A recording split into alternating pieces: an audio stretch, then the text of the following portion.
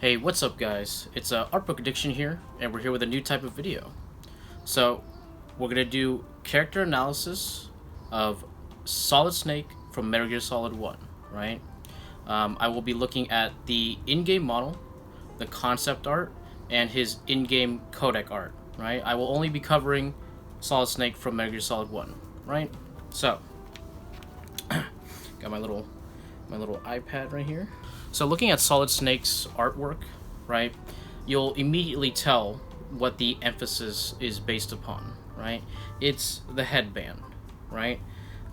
There is, a lot of tactical gear, right? And he has, obviously, this vest. He has some elbow pads, right? But in most basic terms, it's just a stealth suit. Okay, there's not really much to the design except for modern-esque sci-fi military outfit. Okay, made for stealth, right? Nothing too crazy. Okay, all you can see is that it's basically just blue from toe to shoulder, right? But the head is where we get a little bit of warmth, and that's where you get the color contrast, right? And obviously there's an emphasis on the headband, right? And something that you'll note in the in-game model is that he doesn't actually have a headband. His headband doesn't have the little twirlies in the back, right? The translation from art to in-game model is not the best, though I would say that the model looks pretty good for what it is. Okay.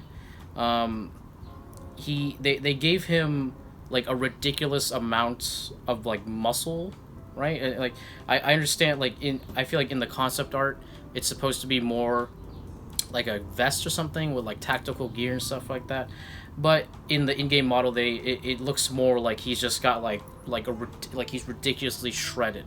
Okay, he has like 32 abs. Okay, and that's not what's going on, right? I would say that overall his design in-game is good, right?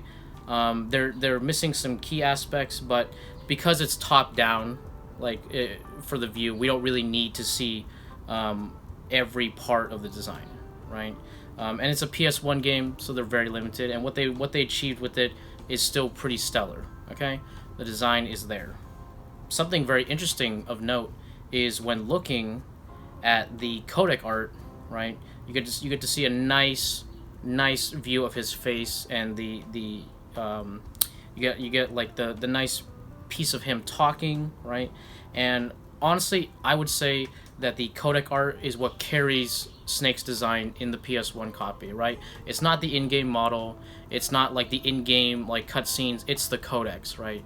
Because with a lot of PS1 art, it requires a little of imagination, okay, from the in-game model. So what they do is they use the in-game model to represent, the character, but they use the art as the actual look, so that you can imagine what Snake looks like, right? And that's what makes it really, really effective. Okay, the actual in-game model, the design it's okay. You know what I mean? It doesn't convey what Yoji Shinkawa actually wanted in the design, right?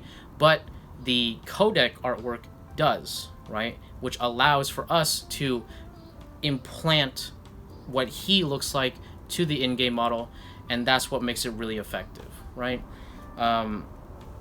The design of Snake is very good, right? He's obviously an iconic character.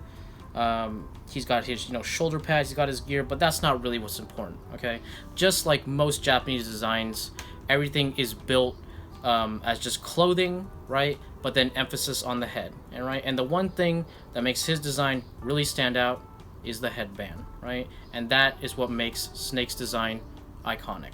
But I think we can end the video here, guys. Please, if you enjoyed this video, please hit that like, hit that subscribe, check out my Prince and Patreon if you want to support the channel, ring that bell for notification, all that bullshit, and I'll catch you guys on the next one.